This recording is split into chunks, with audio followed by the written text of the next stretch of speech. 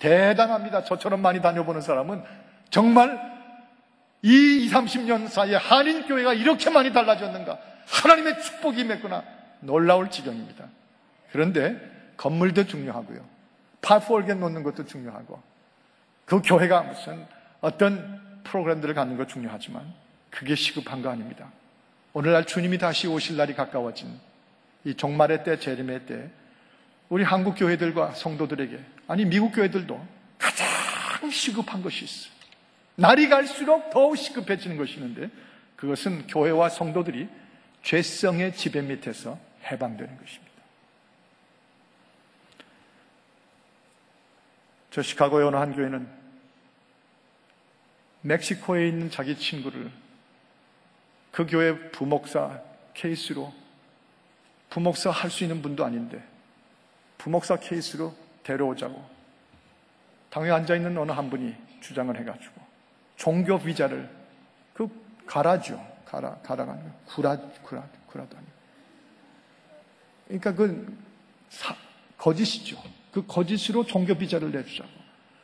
그런데 목사님도 다른 분들도 너 그렇게 교회가 그렇게 정직하지 않게 그렇게 할 수 없다고 그러는, 그거를 끝내 고집을 하고 주장했어요. 그 목사님 결국 그 교회를 떠나시고, 그 교회가 큰 위험으로 뒤틀리고 죄성이 그 교회를 지배하는 무서운 문제로 발전합니다. 죄성의 지배입니다. 미주 땅에 있는 한 도시에서는 직분을 가진 한 분이 그 교회와 자기가 속한 교회 협의회의 기금을, 회계 재정을 맡으면서 17만 불을 훔쳐먹었어요. 그 재판이 진행 중인 것을 듣고 왔습니다. 죄성이 교회와 성도들을 지배하고 있는 것입니다. 어느 한 교회에서는 분당을 지었어요. 패가 갈라졌는데, 그런데 저쪽 더 큰 그룹이 교회에 열심으로 섬기면서 교회가 부흥하니까 성전을 건축하는데, 그 건축을 이쪽 패에서는 반대한 것입니다. 그런데 성전 건축이 순조롭게 이루어지니까 나중에 뭐라고 주장을 하냐면, 내가 이제 저 성전이 다 지어지고 입당 예배 드릴 때 강단 앞에 가서 분신 자살하겠다고 편지들을 돌리고 고백한 거예요. 상상할 수 없는 정도, 죄의 지배와 사망의 지배가, 여러분 외면하실 수 없어요. 내일이 아니라고 생각하실 수 없어요. 결국은 이런 문제들을 놔두면 이것이 누룩처럼 퍼져나가서 이 땅의 온 한인교회들을 뒤엎고 우리의 자녀들까지 교회를 다 떠나게 만들 것이에요. 죄의 지배 밑에, 사망의 지배 밑에, The law of sin and death, 사망과 죄의 법 밑에 있는 이 오늘날의 성도들과 교회들을 주의 성령이 오셔서 추방시키실 때, 어차피 우리 힘으로는 안 되니까 성령이 해방시켜 주시면 되는 것입니다. 그 지배 밑에서 벗어나올 수가 있고 구출받을 수가 있는 것입니다. 죄의 지배 밑에서. 제가 언젠가 읽은 리차드 포스트라고 하는, 레노바레라고 하는 영성 사역을 미국 내에서 일으킨 유명한 영성 철학 신학자가 계신데 아주 훌륭한 분이에요. 저도 한번 만나서 같이 저녁을 나눈 적이 있는데, 이 리차드 포스트의 책 속에 그분이 쓴 책, 이 제목의 책이 나왔어요. Money, Sex, Power. 돈과 성과 권력. 이 세 가지가 오늘날 이 시대에 교회 밖에 있는 사람들이든지 교회 안에 있는 사람들이든지 크리스찬들인지 난 크리스찬들이든지 미국에 있는 분들인지 저 세계 각처에 있는 사람들이든지 인간을 지배하고 육신이 남아있는 동안 아직도 꿈틀거리는 죄성이 만들어낸 이 죄의 sin nature의 세 가지 압축점이 있다는 것이에요. 세 가지로 결론을 내려지는 죄의 지배가 있다는 것이에요. 첫째는 돈의 지배라고 표현했어요. 모니, 돈의 지배. 이것은 끝끝내 하나님을 진정으로 의지하기보다는 하나님을 불신하고 돈의 힘을 더 믿는 불신의 죄라는 것이에요. 죄성이라는 것이에요.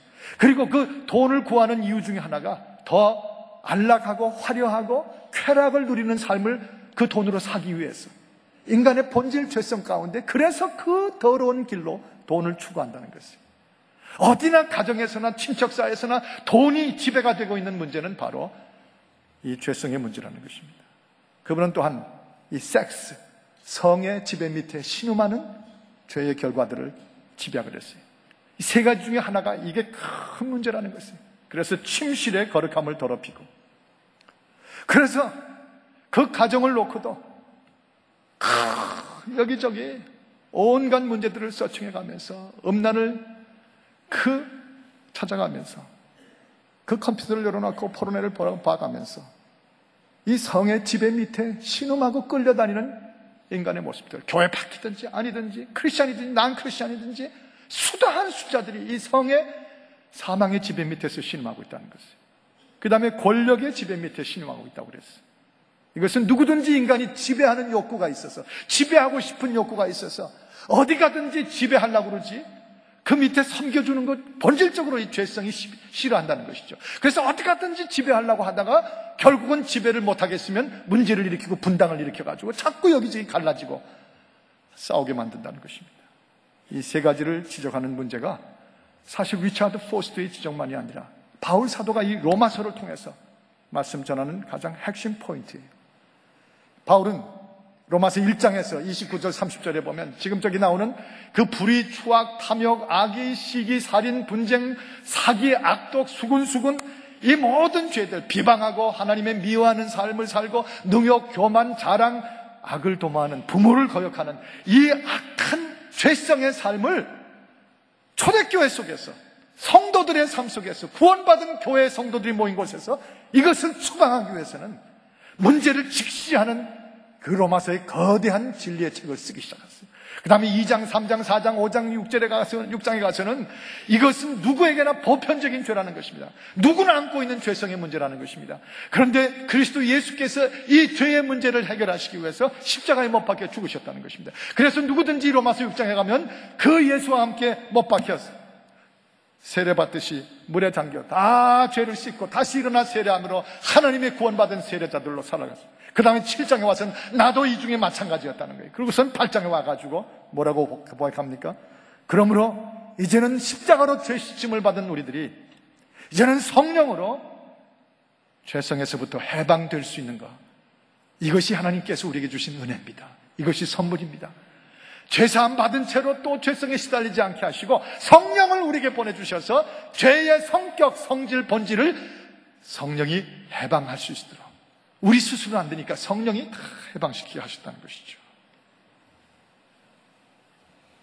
놀라운 성령의 해방이 곧 죄성의 추방입니다. 어제 여기서 축구를 야베스 기도에 1시간 동안 6시부터 7시까지 드린 후에 오신 분은 아시겠지만 많은 분들이 오셔서 이제 예배를 끝나고 기도 열심히 주 앞에 드리고 그 다음에 7시부터는 우루과이와 한국의 16강의 첫 격돌이 벌어졌습니다. 참 한국 사람들 잘했어요. 참 잘했어요. 너무 잘했어요. 중간에 그 볼 하나만 골대를 맞지 않고 그냥 싹 들어갔으면 너무 좋았을 뻔했는데 하여튼 잘했어요. 근데 제가 광고를 했습니다. 여러분, 오늘 이제 하프타임, 전반전 끝나고 하프타임에 저 밖에 우리 아름다운 저 베델의 광장에다가 커피와 빵과 단짝 갖다 놓고 여러분 마음껏 드실 수가 있으니까 나가셔서 커피를 즐기시고 빵을 즐기십시오. 그리고는 마지막 꼭 당부한 게 절대로 그걸 가지신 채 후반전을 보러 들어오지 마십시오. 하나님의 성전을 우리 깨끗하게 지키십시다. 이 성소를 우리가 몸소 내 몸 하듯이 그런 마음으로 이제 광고를 했어요. 지키십시다. 절대로 커피나 빵을 가지고 들어오지 마십시오. 라면도 잡수시다가 가지고 들어오시면 안 됩니다. 이제 하프타임이 됐는데